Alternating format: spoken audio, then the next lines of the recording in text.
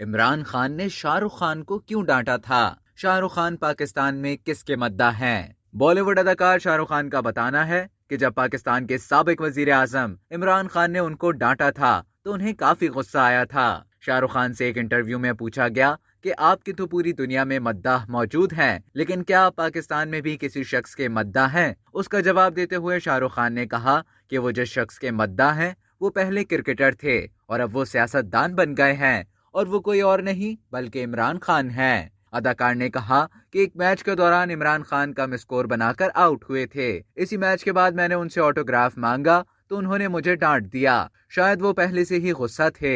शाहरुख खान ने कहा कि उन्हें इमरान खान के डांटने पर बहुत गुस्सा आया था और इस बात का इजहार शाहरुख खान ने इमरान खान से भी किया था जब बाद में उनसे एक मुलाकात हुई थी। अब तक के लिए इतना ही। मजीद खबरों और न्यूज़ अपडेट्स के लिए डेली जंग के YouTube चैनल को सब्सक्राइब करें और Facebook के पेज को लाइक करना ना भूलें।